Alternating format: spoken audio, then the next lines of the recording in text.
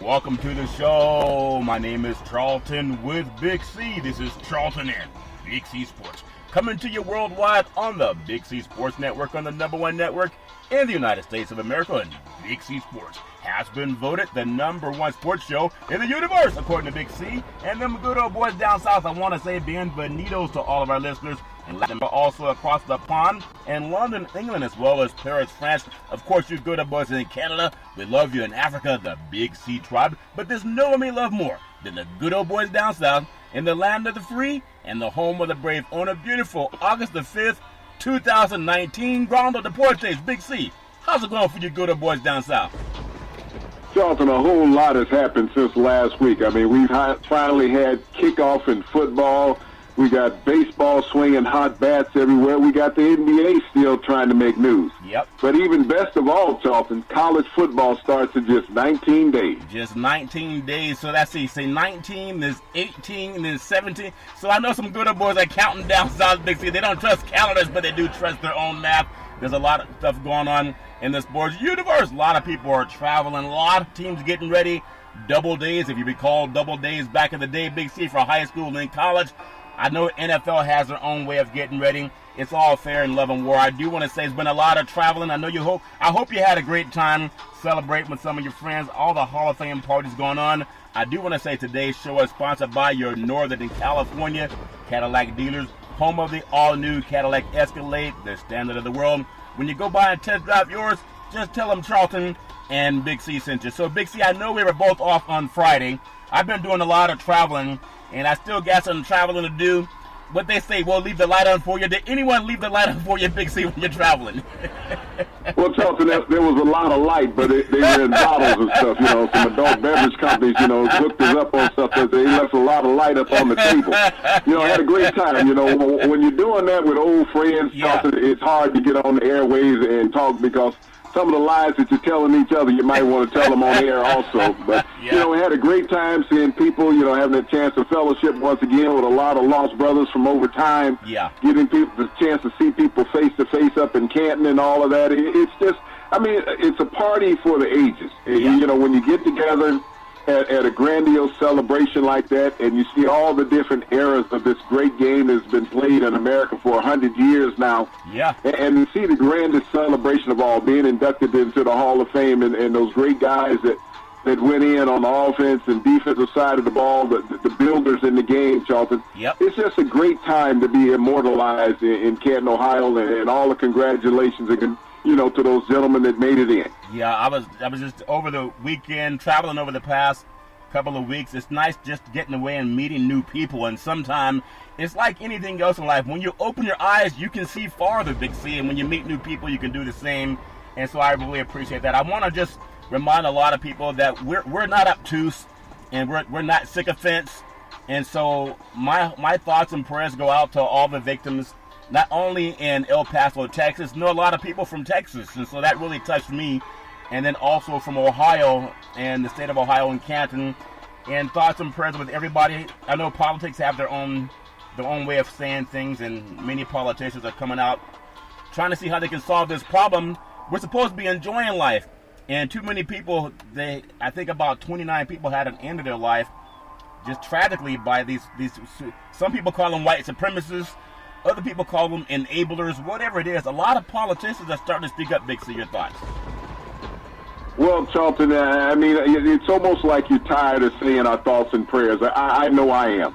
Because why should we have to say our thoughts and prayers when the gun lobbyists can change and the politicians can change the plight of America? Why do you allow an individual to buy an assault weapon, Charlton, with high-capacity magazines and high-capacity bullets, Charlton? Yeah. It is not necessary to go out and hunt American citizens.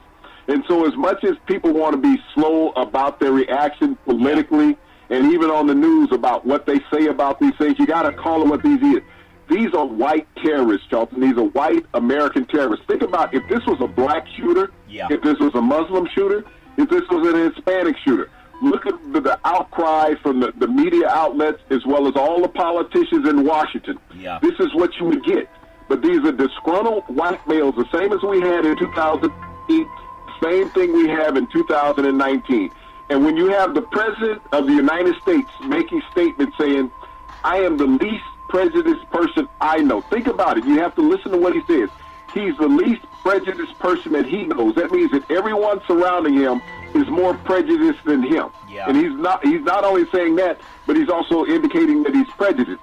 Because with executive power, I remember after Stoneman Douglas High School, when he said he was going to make changes in American law. And he's made no changes, Charlton. He has a sharp agenda. He does not mind filing executive orders. I mean, we were having an invasion across the southern border just months ago when they were having the midterm elections in 2018. Nothing came of that. He needed $5 billion. Charlton, think about what this $5 billion would do about changing gun laws in America, where Americans could now go to a Walmart and shop. They could go to a nightclub and have some relaxation at the end of a long day, a long work week, Charlton. It has now become unsafe because the president has enabled white supremacists and white power in America to do as you please. Go back to his political rhetoric. We want to take this country back to where we could do what we wanted to do in the 50s and 60s, where you could rough them up and you would have no recourse against you. That's what our country has become. So when people want to say, give our thoughts and prayers, no, change the goddamn gun laws. That's what you want to do. Yeah, we have to. And whether you have Cory Booker speaking out against it, there's some other politicians who are not afraid to put their name to it. And I just know that at some point in time, as you say, thoughts and prayers are just, it's trifling to keep saying that when we know that we can It's water under the bridge, Charlton. Think about how many times has America said our thoughts and prayers in the last, since Columbine. Think about Columbine High School 20 years ago, Charlton. How many times have America said our thoughts and prayers? Think about how many school shootings we've had since Columbine. Think about the Timothy McVeigh bombing in Oklahoma City at the Murrow Building, where he killed almost 300 American citizens. A white terrorist, Charlton, in America. They don't want to call them terrorists because they're white, but this is domestic terrorism. Call it what it is. Until you call it out, then it will never stop. I think about a line from Pulp Fiction, and I think about a line from Payback. When, Chris Christopherson told the actor in that movie, and his name evades me at the moment, Mel Gibson. He said, I'm going to kill you slowly. And if I have to give you blood transfusions for 2 weeks to keep you alive, that's what I'm going to do. That's what they should do to this guy who went in and shot all those people in El Paso, Texas. There was also a line in Pulp Fiction where Marcellus said he was going to get some guys with pliers and blowtorch and make the rest of the guys' life miserable. That's what they need to do to these white supremacists, Charlton. Maybe the rest of them will stop. Well, obviously, when you have people make it political, and we've seen so much tragedy happen in this country, but I just want to say again, I do believe in saying thoughts and prayers or with people, and I know there's a red flag law that POTUS says he's behind that, but I just want to say, because I know people from Texas, and I have family that live in Texas. What's the red flag law, Charlton? Does the red flag law stop the guns that are out there? You can put all the red flag laws you want. Look at all the assault weapons that are out there in society. Look at all the banana clips that are out there in society. Look at all the assault ammunition that's out there in society. So what does a red flag law do? He said that after Columbine, Charlton, 2 years ago. Those kids are still dead. There's still no laws passed, Charlton.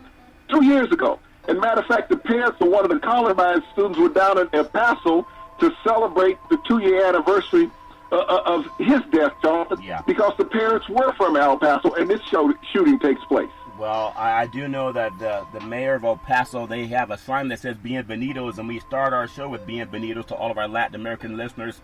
And because I do have family members in Texas, it's very poignant and touching to me. So I do want to just keep the peace with everybody, but I don't want to be another dumb sports show. I think other than us, there may be one other show that gave thoughts and prayers and asked for some type of solution. I don't want to be dumb, because being dumb won't solve this problem. But I will say, I know that everybody finds a way to get away, and sports can be cathartic. So I appreciate people reaching out to that too. I do want to give that national hotline number. There's a suicide number, and it's just a shame when young people lose their lives, and especially if anybody, especially kids. There's a national suicide hotline number. It's 800-273-8255. That's 800-273-8255. I know a lot of kids, they don't want to call anymore, but they can pick up the phone and text. They can text 838-255. That's 838-255 and get some help. And last thing I'll say on the tragedy, the massacre that's happened in America, and I know that people don't want to talk about it. That's why it keeps happening. That's why it keeps happening, because people want to put their head in the sand. And I'm so tired of the dumbness that some people have access to a microphone, but they're not politically inclined. They just want to, who won the game? And what a sad way to live your life. But I will say congratulations to all of our former football players, the Hall of Famers, the players who were inducted. And there's so many guys that talk about how sports has changed their lives. And Tony Gonzalez gave one of the most, to me, a little bit long speech, but it was a great speech because he thanked everybody, especially his mother. He has 101-year-old relative. Could you imagine how proud she was just seeing her great-grandson turn out to be great? Big C, your thoughts? Well, Charlton, you can never have a speech that's too long in a Hall of Fame induction. You have to understand this is a once-in-a-lifetime event that you will never get a chance to go and reenact that like you can a play that you make a mistake on or a play that you get jovial jubilations on, Charlton. This is a chance for immortality. So you want to take every moment that you can and embrace that.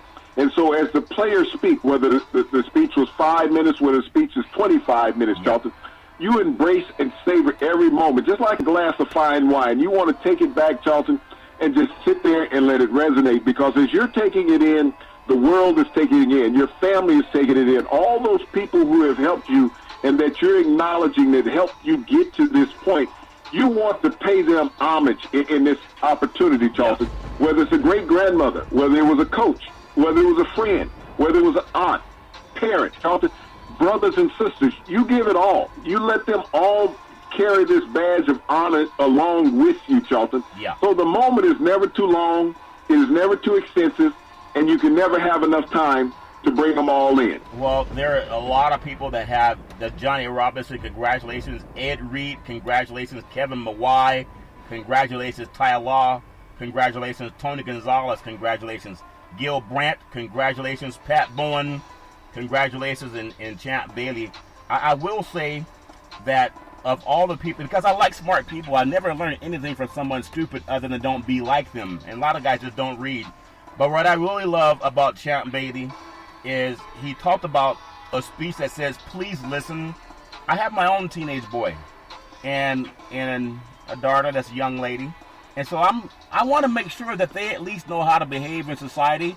And oftentimes you will get accused of doing something that you did not do. It's how you respond to it. It happens to everybody. But I want to just get your thoughts on what Champ Bailey said. And it's not about the color when it comes to this. It is about it when it comes to enforcement and how we act in our communities. But we need to all learn to listen. We all have two ears and one mouth. And when we listen without being upset that people are saying, please help us find a solution. I applaud Champ Bailey, even though a lot of guys, they don't want to talk about it. They say, hey, let's just give a speech and go on. But I respect Champ Bailey more because he's intelligent. He didn't just play football and say who won the game. Big C, your thoughts? Well, what I appreciated about Champ Bailey, Ed Reed, and Tony Gonzalez, Charlton, is that they brought the social climate of America into their introduction speeches, Charlton. They spoke about making the right and wrong choices. And I really applaud them because they all paid respect to law enforcement, Charlton. Yeah. They say, cooperate. Just do what you can do with law enforcement because they want to go home. They don't want to make you a statistic. Right. And this is what we have to learn, is a line of communication. We have to channel our inner thoughts in the correct way. Yeah. And this is what these great athletes and former athletes were speaking about, is that we all have a choice to make the right and the wrong decision. And all decisions are not always in our hand. Yeah. But the more that we're cooperative in society is the better chance we have for survival and success.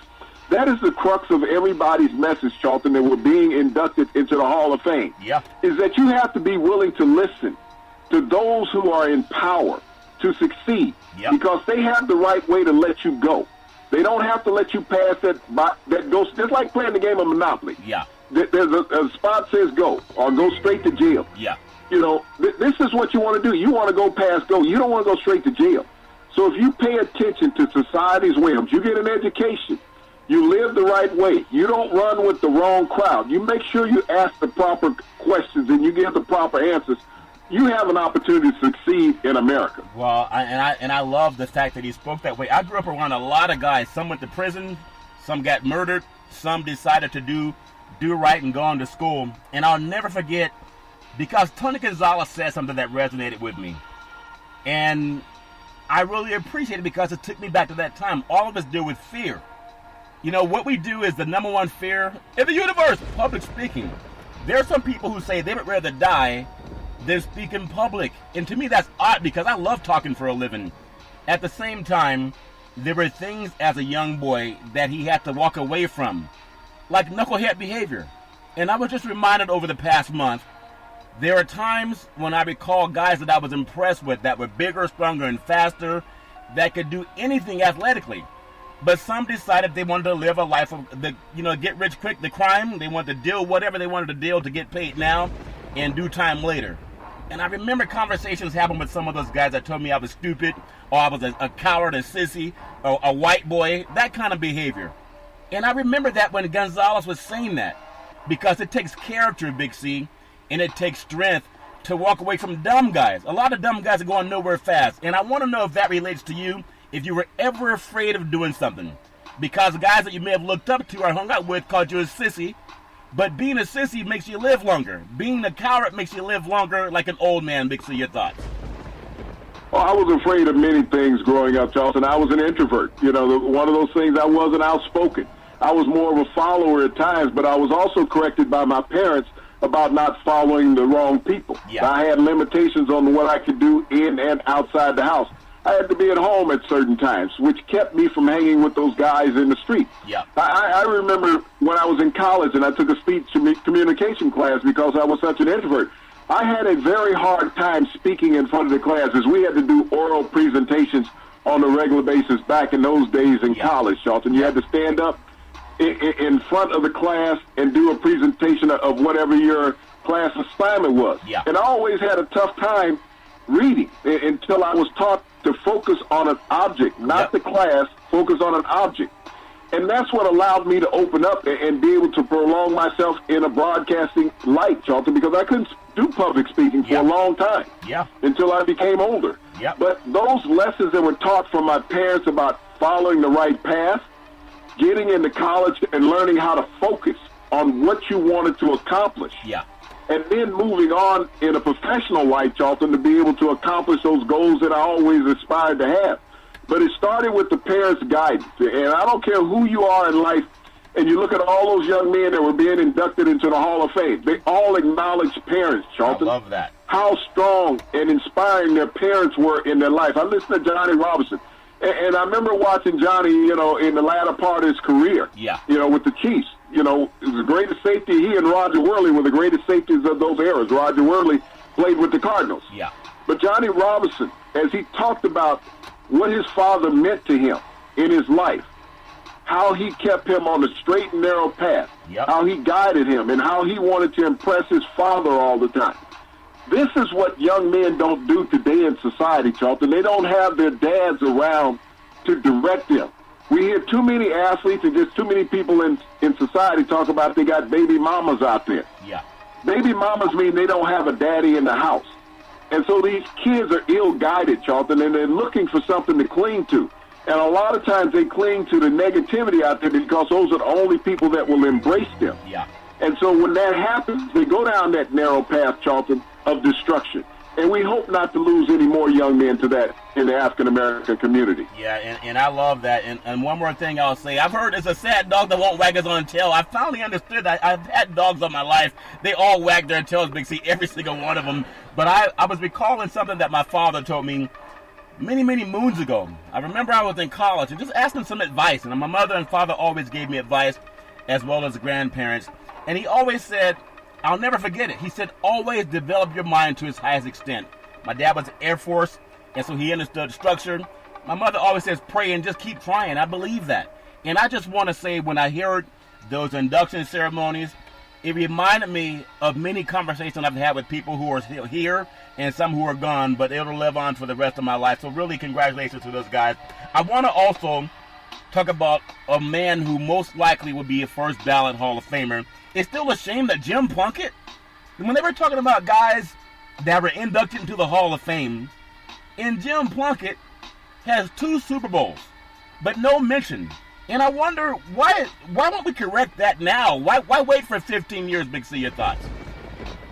Well, Charlton, I do believe that will be corrected next year. When you think about the induction class of 2020, the NFL is going to go over the top, and they're going to induct 20 players. They're going to induct former players that have passed the voting deadline, like Jim Plunkett. And I think Jim Plunkett will be one of those players that is put in. Tom Flores, I believe, will also enter the Hall of Fame. So you're going to get 2 Hispanic Americans that are going to enter the Hall of Fame, Charlton, and both of those Hispanic Americans have multiple Super Bowl rings. Amen. It will be the first time that Hispanics go into the NFL Hall of Fame with multiple Super Bowl rings at the same time. But the NFL is going to induct 20 people into that class into the 2020 season, the 100th season of the NFL. So Hall of Famers will be Tom Flores and Jim Plunkett. I honestly believe that they will go in the next class, Charlton. Well, I hope so, because there's so much talk on Tom Brady and how Tom Brady had a birthday and signed another contract. I think he's going to make $23 million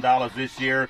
And Jim Plunkett played for the Boston Patriots or the New England Patriots now.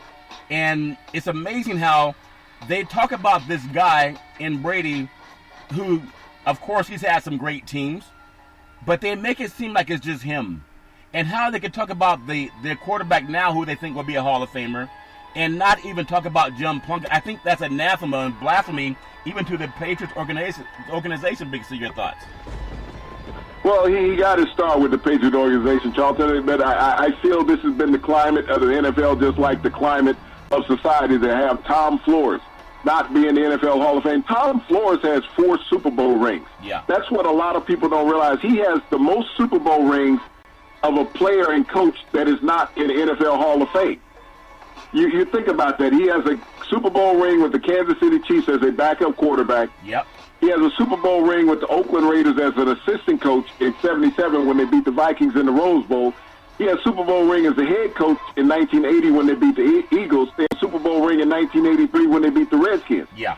He is the only former head coach in the NFL with 2 Super Bowl rings who is not in the Hall of Fame, Charlton. Yeah. So when you think about how he's been looked over, Jim Plunkett is the only starting quarterback with 2 Super Bowl rings who is not in the Hall of Fame. So when we look at that, and they both have the same lineage, the Hispanic Americans. Yeah. And I often wonder, is that the reason why they have not been inducted into the Hall of Fame? I would just say yes. We got to be real. I realize and talk because I was raised by grandparents and parents, and so I was fortunate enough to be around people who are older, and they just called it like it was. They didn't play games and try to use euphemisms not to hurt your feelings. Just tell me the truth so I can figure it out from there, and I hope they get in. I also want to say a guy who a lot of people don't like as we make a transition to basketball, but I think they've shown them love. Money talks, and that's Draymond Green. I remember Draymond Green I heard some words that Coach Kerr was saying he's so tired of Draymond Green's BS.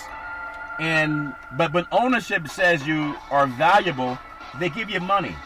The Golden State Warriors, they gave Draymond Green a new $100 million contract extension to keep the cornerstone of their franchise in place. Some people might cry that Durant left, but Durant's not the cornerstone to their 5 NBA Finals. Well, Draymond Green has been there since day one as a Golden State Warrior, Charlton. He's put his heart and soul into that proud franchise. Yep. And when you look at the advancement that they made in the playoffs, the runs that they've made, it's been because of Draymond Green. I think about the one true championship that they lost to the Cleveland Cavaliers. Yeah. Draymond Green was missing in a game, and that allowed Cleveland to get momentum. Yeah. So when you talk about all the other players, and a lot of talk has been given to Steph Curry, a lot of talk has been given to Klay Thompson. Yeah. But when you look at Draymond Green's productivity, especially the triple-doubles that he's constantly amassing in the playoffs, he led the playoffs last year in triple-doubles. People didn't look at that. But Draymond Green, as you said, has been the cornerstone of the Golden State Warriors franchise. Yep. He's not that sexy person that the media wants to market. You know, he's not Steph Curry. You know, he's not charismatic. He's edgy. And so a lot of the media, because he speaks his mind, he rubs them the wrong way. Yeah. But the media don't look at it that they rub athletes the wrong way. And that's how they got to look at it. This sword cuts both ways. Yeah. Draymond Green is the athlete. Yep. He has control. He's not going to give it up to the media. And I praise Draymond for sticking by his guns and getting this contract extension with the Golden State Warriors when the media said they would get rid of it. Yeah, I want to get your thoughts, too, because going back to Draymond Green and then the great Magic Johnson that both came out of Michigan State, both guys are similar in size. Magic's taller, dribbles better, but they had a mentality that they could do it all. I mean, they don't have to be the most liked. I mean, Magic Johnson is more liked because he's more verbal, more popular. But Draymond just puts on his hard hat and goes to work. I really appreciate what he's done for a lot of teams in the NBA that need a guy who's like that. Not going to be the guy that's always on television, but he just tells you the truth. And sometimes you just want someone to tell you the truth. You can figure it out later. And I really appreciate the Warriors for doing that for Draymond Green. I want to jump to a different sport before we get heavy on the backside of Big C Sports today, Big C. If you think about J.T. Poston, he kept racking up birdies and pars, but no bogeys at the Wyndham Championship. They added up to his first PGA Tour victory and a first-time achievement in decades. Poston shot think about this. 8 under 62 Sunday for a one-stroke victory at the Tour's final regular season. No one really thinks about Poston as he's like Draymond Green. People don't stop what they're doing to watch him, but that was a great feat for him, Big C, in the tournament. Your thoughts? Well, when you look at how the PGA has paired out this year, Charlton, multiple winners across the table. Yeah. Everybody's ringing Tiger's bell, but Tiger's not the dominant golfer that he used to be 15 years ago. No. But everybody has mimicked what Tiger did at the height of his career. This is the reason why we have so many champions on the PGA Tour this year. And when I think about Poston, what he did, he accomplished a feat that we haven't seen since 1972 with Lee Trevino. Yeah. Shoot a tournament that's bogey free. Yeah. And so you think about all the great golfers in between there, Charlton, that have won championships on the PGA Tour and has not gone bogey free from round to round, in all 4 rounds. This was accomplished on Sunday. So you think about it, in all these horrific times that we talk about in America, that Hispanic American held the record on the PGA Tour since 1972 that nobody else was able to accomplish, to go bogey-free in an entire tournament. Wow. So, but you think about this. Now everybody's getting wired up for the FedEx Cup, Charlton. It's going to be coming soon to East Lake Golf Course in Atlanta. We know that Tiger Woods won that last year. He said he was going to sit out and prepare for East Lake. Can Tiger recapture that magic once again? Well, he's going to have to be captured because there's a lot of other people getting headlines from all over the universe, and especially Hinoki Shibino of Japan. She finished with a birdie to win the Women's British Open by 1 shot over the sails on Sunday. And as she wrapped up a stunning major championship debut, the 20-year-old Shibino, she's a rookie in Japan LPGA Tour, who was playing for the first time outside of her country.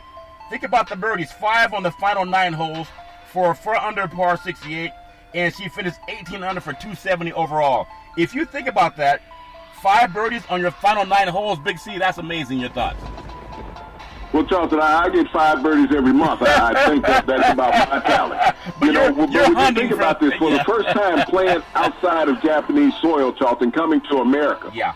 And being on the going to Ireland, being on the PGA Tour, and dominating, Charlton, just winning outright. I mean, when I looked at her and I saw that youthful enthusiasm on Sunday of her playing, Charlton, walking around giving high fives to the fans. Yeah.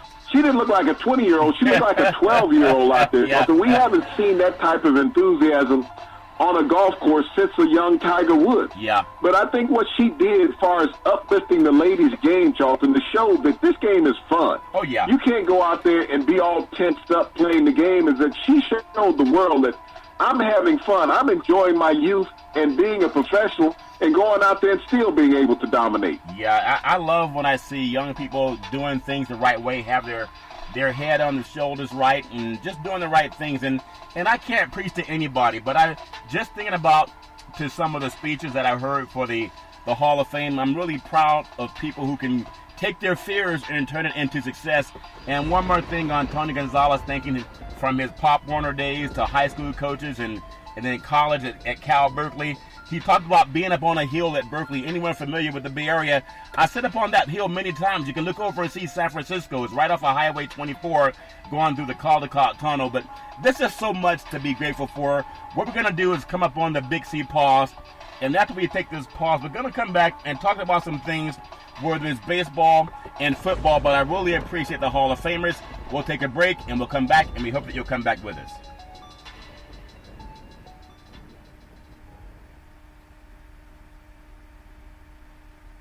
All right, we are back from the Big C pause on the Big C Sports Show.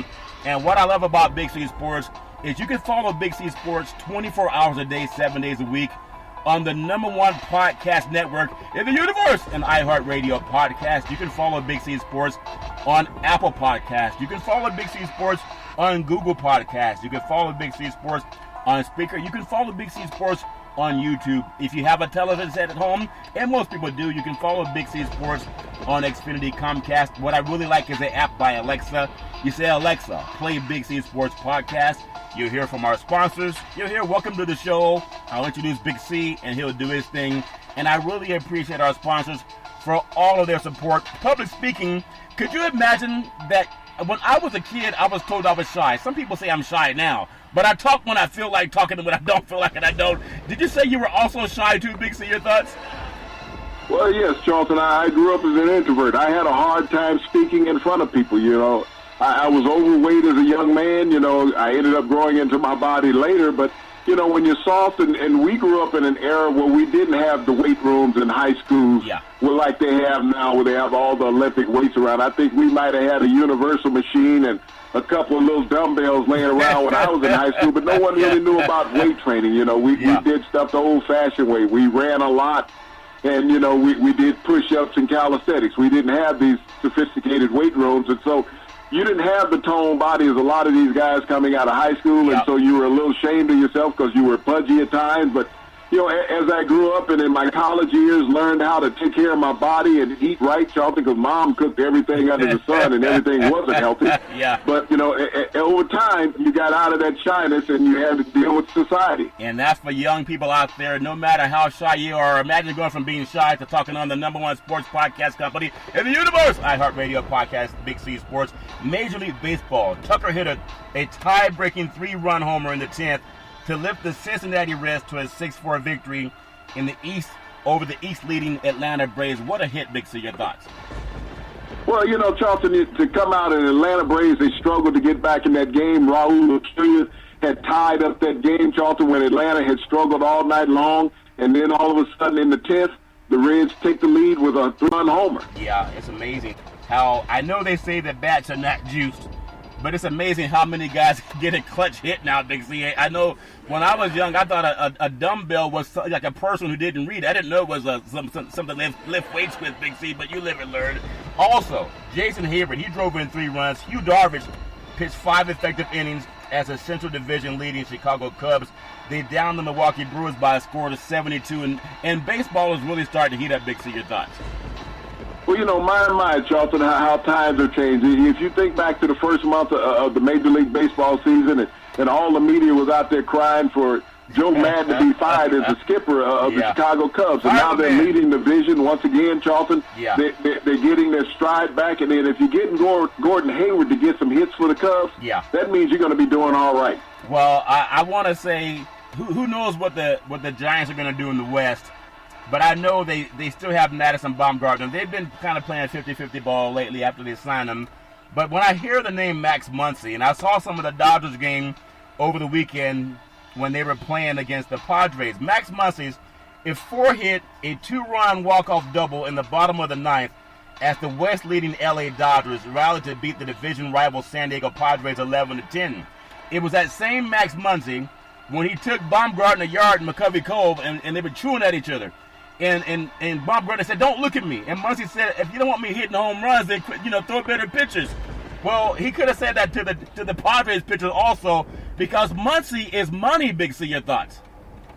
Well, he was money, Charlton, as well as the Dodgers were. They went into the 8th inning trailing by 4 runs. They scored 2 runs in the 8th, and with Muncy, they scored 2 runs in the 9th to overcome the Padres in that game, Charlton, to keep that commanding lead that they have in the NL West. Yeah, it's amazing because Chavez Ravine is a great place to see baseball, but I know a lot of people are on vacation and just traveling. It's great to meet so many people who speak different languages. And so to me, I got to get my verbal advantage out there, my hooked on phonics, and learn more Espanol. And everybody knows it's a great time of year when you can get away and just kind of refocus and rethink. So a lot of people were not at the stadium down in Los Angeles. But I will say, if you go across the East Coast, it was just a week ago that the Boston Red Sox, they seemed back on track, but the American League leading New York Yankees, Aaron Judge homered early, and the makeshift New York Yankees lineup, they pounded David Price.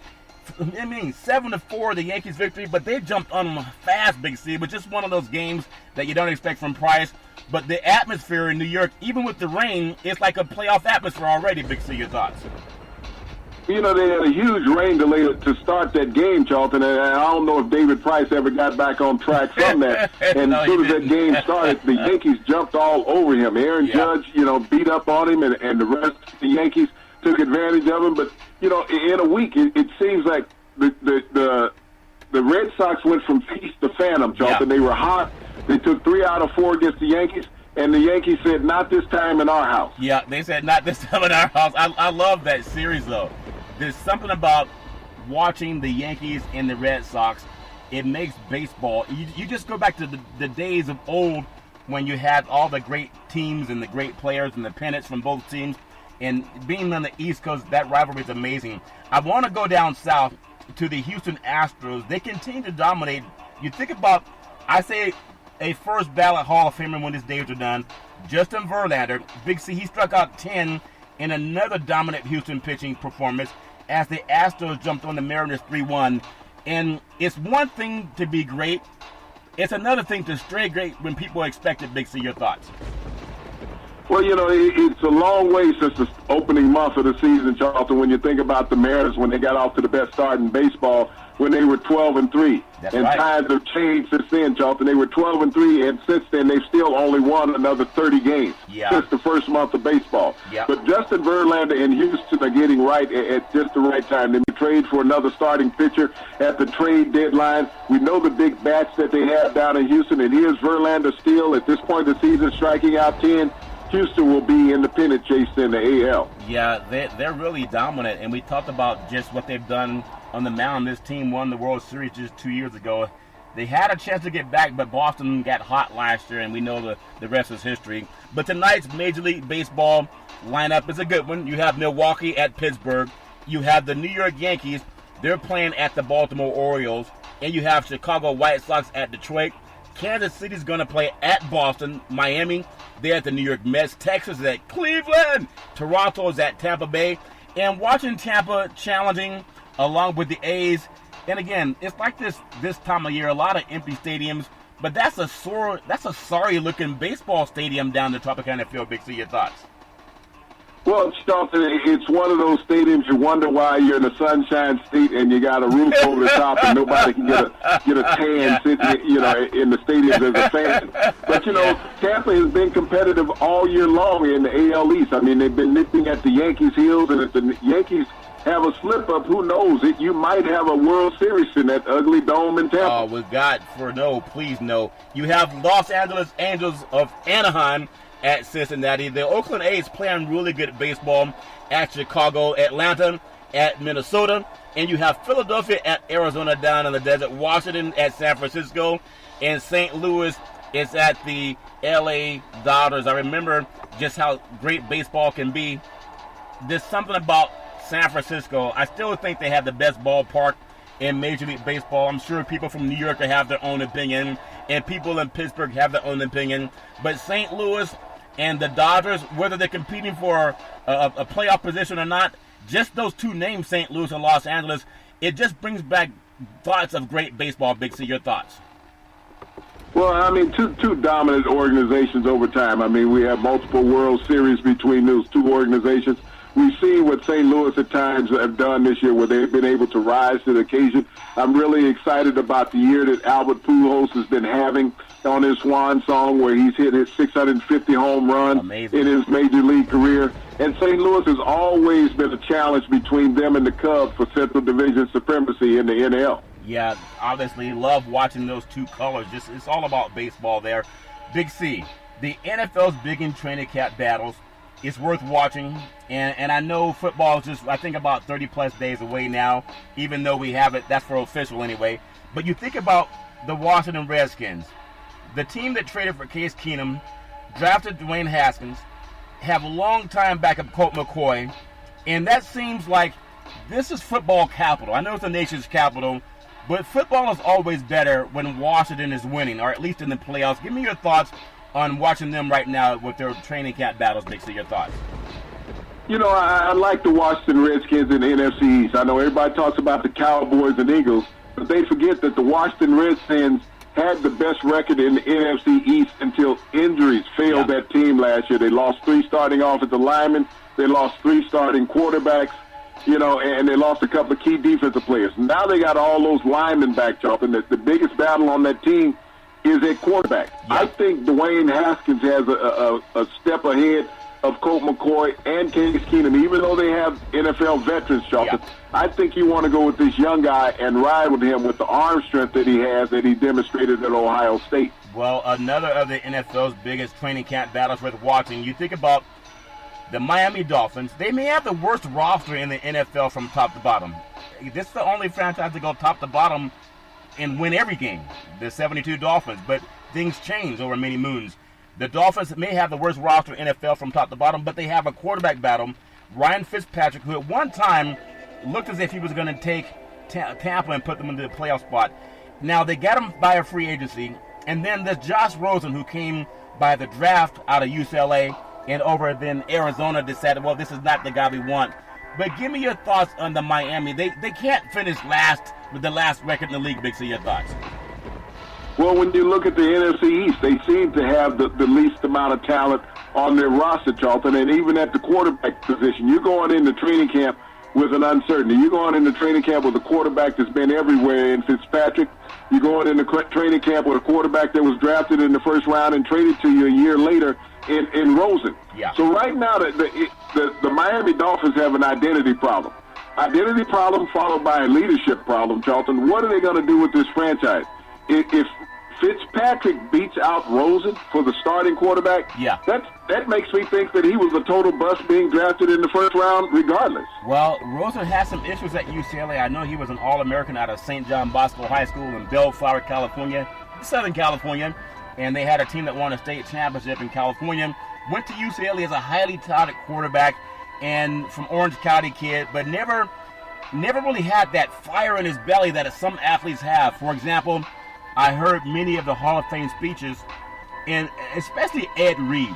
Loved his speech, loved his hairdo even more, Big Z.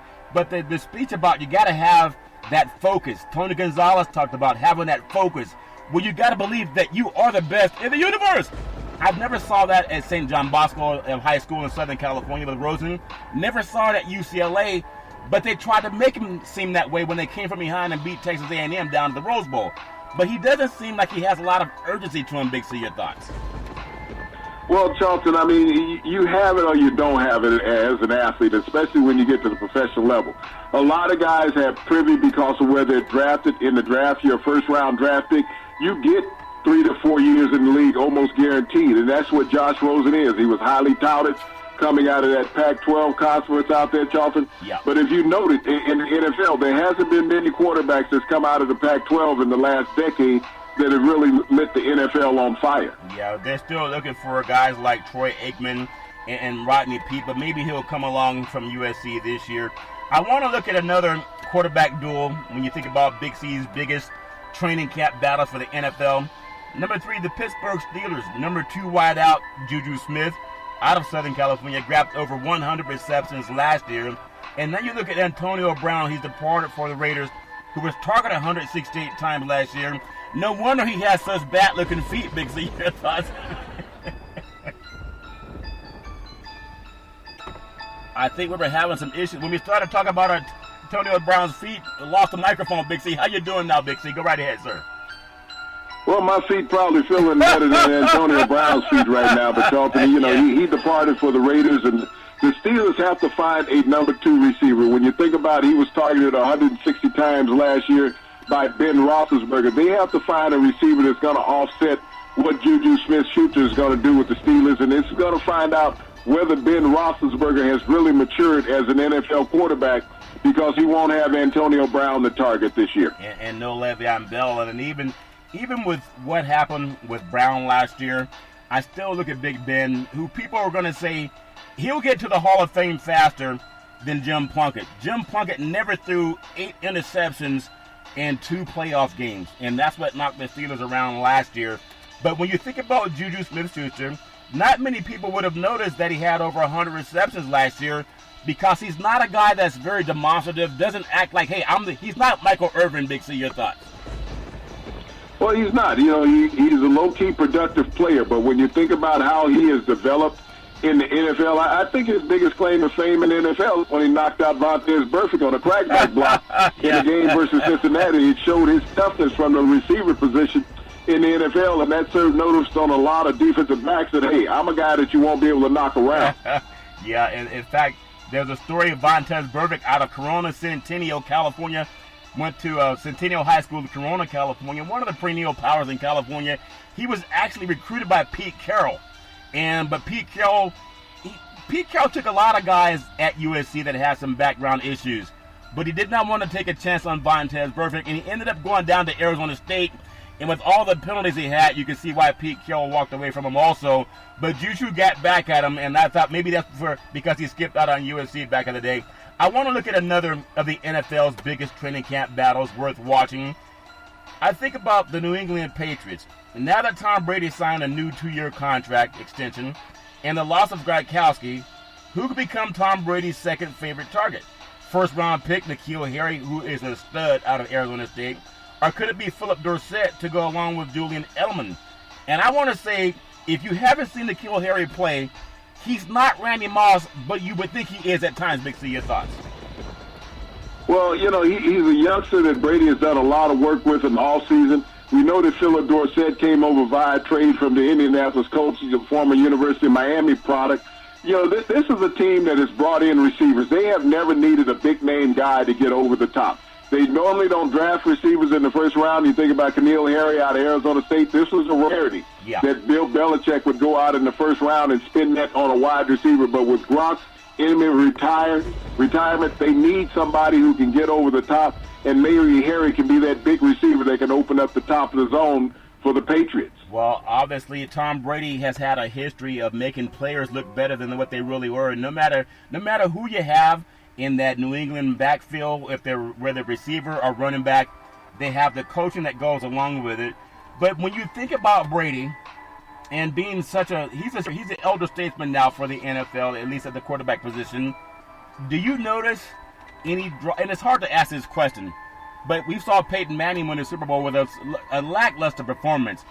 Do you think Brady, I think he's in the top 8 when it comes to income salary-wise for this year, but do you see any drop-off compared to maybe 10 years ago? Big C, your thoughts on Brady? I haven't seen any drop-off in Tom Brady. Tom Brady's offense has always been adjusted to his abilities. So when people think that we've always seen the demise of Tom Brady in the media over the past 10 years, all he keeps doing is ending up in the Super Bowl. Everybody say, well, he only plays in the AFC East. So does 3 other teams, Charlton, that have a payroll that's equal to the Patriots. So Tom Brady is the perennial NFL quarterback. And regardless of who comes out and sets records every year or has a great year, Tom Brady is consistent. And as long as you're consistent and you don't try to outplay yourself, Charlton, you have an opportunity for longevity and greatness in this league. Do you think, as a defensive guy, you always plan on, we got to stop that guy. We got to know where this guy is all the time. Maybe you had some of that in Gronk. But I think different right now. I think without Gronk in the lineup, you're going to have more speed for Brady. And he won't have to hold the ball as long, and they don't have to throw the short pass. They can throw a little bit farther because they have guys that can get downfield, and Dorsett, Edelman, and also Harry's amazing. Big C, your thoughts? Well, I don't know if they're going to change up the offense. Players have to adapt what Tom Brady can do. I mean, Tom Brady is not going to become this long ball thrower every game. I mean, the last time we saw that was with Randy Moss. They got rid of Randy Moss because they understand that Brady's arm is not as strong as it was 10 years ago. So you put players and a scheme in place to fit what Brady's skill set is. And Kerry will adjust to Brady's skill set. He will go deep periodically, 40, 45 yards down the field. But his bread and butter is under 15 yards at this point in his career. And you cannot beat up on receivers. All you want to do is get a first down every 2 plays. Yep, that's true. I want to see how well Brady plays. I think 40 is a new 20-something. And as long as he can keep playing, he makes it better for a lot of other guys getting up there in age. Another of the big battles going into NFL training camp, think about the Green Bay Packers. Aaron Rodgers, who really is a media favorite, but Aaron Rodgers needs a second closest friend on the Packers. The Packers let go of Randall Cobb in free agency. Devontae Adams is the only veteran returner, and Green Bay selected 3 unknown in the draft: Jamon Moore, Marquez Valdez, and also Economius St. Brown. If you think about Rodgers, every year he's given the credit as being the quarterback that you want to have the ball in the last 2 minutes. But what I noticed conspicuously absent are playoff appearances. And last I checked, you're awarded for your playoff appearances, not just being a media favorite. Big C, your thoughts? Well, when I look at Aaron Rodgers and his situation up in Green Bay, he's really going to be tested as a quarterback and team leader this year. Longtime head coach Mike McCarthy is no longer there to take the blame for any inept that Green Bay will have. LaFleur now is the head coach in Green Bay, but you only have one veteran returning receiver in Adams. That's going to be a real challenge for Aaron Rodgers. We know how he can be a hothead on the field when he feels that players are not doing what they're supposed to do because the defense has figured him out as a quarterback. And when you have these rookie receivers that you're relying so heavily on in Green Bay, I don't know if Aaron Rodgers can push them into a playoff position this year once again. I recall seeing a game in Green Bay. They had Bart Starr, they had Brett Favre, and Aaron Rodgers was in the locker room. But they talked about those 3 dominant Packer quarterbacks, fan favorites, Hall of Fame guys, and of all of them, you know, when you think about Brett Favre, he didn't want to leave Green Bay. They didn't want him because he was banged up, and they just saw he was getting older. They pushed him out of the door. And Rodgers was right there watching him be pushed out of that door. For Green Bay, with the contract that he signed, there is no guy pushing him out of the door in Green Bay. But I want to know just your thoughts as a defensive guy when you hear a quarterback saying, if I don't get the job done, they're going to push me out of this business, at least out of the Packers uniform. Well, he hasn't gotten the job done the last 2 years, but there's no talking to him being washed up. It's always Brady who they say is washed up. Big C, that make any sense? Well, you know, the thing about the Green Bay Packers, they've also protected Aaron Rodgers. They have not drafted anybody that potentially can challenge him in his position, nor do they have the cap space really to bring a challenging quarterback on in the first round. Yeah. So when you look at Aaron Rodgers, it's all a bust. And you talked about those three great Packer quarterbacks, Charlton. Yeah. Only Aaron Rodgers has been to the Super Bowl 1 time. Yeah. Bart Starr went there twice and won it. Yeah.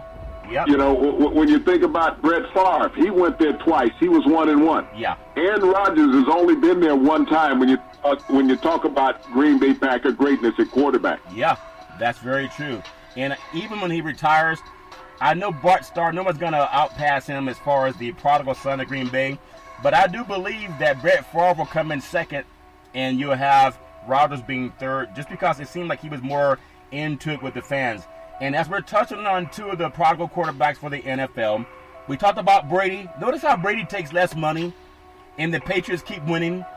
And you look at someone that they say he's 1 or 2 with, and Rodgers.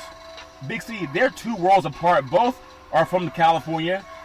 They both went to, well, I know Brady was supposed to go to Cal Berkeley. His dad wanted him to go there, but he chose Michigan. And then Rodgers left a JC up in Northern California and went to Cal Berkeley. But that's as close as they came to having a lot in common. Brady has always been more of a team player, and Rodgers has not. So why is Rodgers considered the best quarterback over Brady, Big C? Your thoughts? Well, the NFL, when you think about Tom Brady, he's been more aloof than anybody else. Yeah. He doesn't embrace the microphone when he's out there. You know, everybody's trying to get into his personal life and his routines, and he keeps that sheltered. That's one of the things that when people want you to be marketable, they want you out there. You haven't seen him do the commercials like Aaron Rodgers has. He hasn't done the All-State commercials. He's not out there with the discount double check and all of those things. So marketability makes somebody more embraceable than others, Charlton, when you look at professional sports. If you want to see players that embrace, look at those who are marketed on television. You don't see Chris Paul's commercials like they used to. Yep, that's true. And I think Tom Brady, he was at the second ever California Combine. It was called the Nike Combine, put on by Cal High Sports back in the day. They actually had it at St. Mary's College, and he was there, according to my good friend Mark Tennis, who runs Cal High Sports, and they've covered all the California stats over the years. So Brady has always been a quiet guy, but he has a lot of championships to show. I want to go to our final NFL camp for Big C's biggest training camp battles worth watching, and that's none other than the Chicago Bears. After Cody Parkey's double misses last year in the playoffs versus the Eagles that really knocked off the Bears from going further in the playoffs, would you believe they've tried out 8 kickers and are watching the NFL waiver wires during the preseason, trying to find a kicker? If you can't find a kicker in the Windy City, maybe it's too windy, Big C, you thought.